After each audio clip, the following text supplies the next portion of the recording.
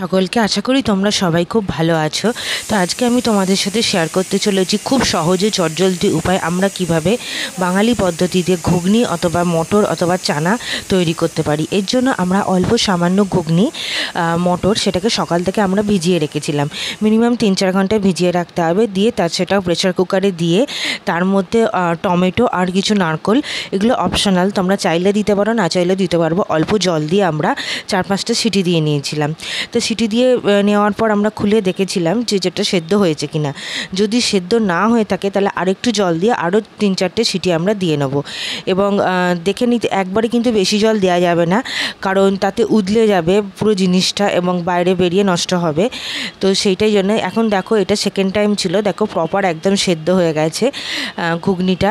গোটা গোটা মটর তো নেই এটা, তো গোটা গোটা মটর থাকা মানে সেদ্ধ হয়নি, সেটা তোমরা হাতে নিয়ে বুঝতেই পারবে। তো এটা আমাদের সেকেন্ড টাইম ছিল, দেখো পুরো একদম প্রপার সেদ্ধ হয়ে গেছে। আর নারকেল কুচিগুলো তোমরা অপশনাল, চাইলে দিতে পারো, নাও দিতে পারো। আমরা 2টো টমেটো ইউজ করেছিলাম। এরপর কড়াতে সামান্য তেল নিয়ে তাতে তেজপাতা দিয়ে নেবো। তেজপাতা ছাড়া তো বাঙালি রান্না হয়ই না। এবং তারপরে তেজপাতার পরে এতে আমরা সাদা জিরে দিয়ে নেবো অল্প করে।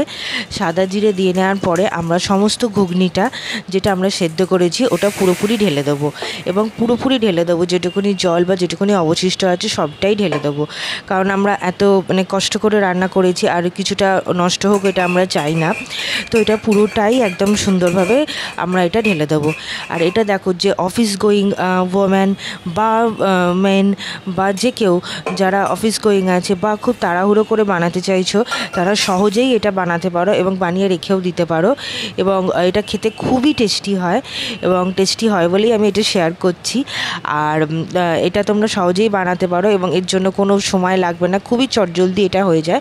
এর মধ্যে টাফ একটাই যে ঘুগনিটা একটু কুকারে সেদ্ধ করা, বাস প্রেসার কুকারে ঠিকঠাক সেদ্ধ করতে পারলে আর কোনো প্রবলেম নেই। এরপর আমরা সামান্য একটুখানি হলুদ দিয়ে নেব, তারপরে আমরা লঙ্কা গুঁড়ো দিয়ে নেব সামান্য 1 চামচ করে। লঙ্কা গুঁড়োটা একটু বেশিই দেওয়া হয় কালারিংয়ের জন্য, এটা কাশ্মীরি লঙ্কা গুঁড়ো। এরপর এটা গরম মশলা দিয়ে নিচ্ছি আমরা।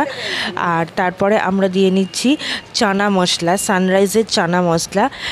তো এটা দিলে একটা আলাদা ফ্লেভার আসে, এটা একটা ফ্লেভার এনহ্যান্স হয়, তো সেই জন্য দিচ্ছি। তোমরা চাইলে নাও দিতে পারো, ধনে গুঁড়ো জিরে গুঁড়ো দিয়েও করতে পারো। আমরা এটা দিয়ে দিচ্ছি, এটা আমাদের কাছে ছিল অপশান, তো সেই জন্য দিয়ে দিচ্ছি।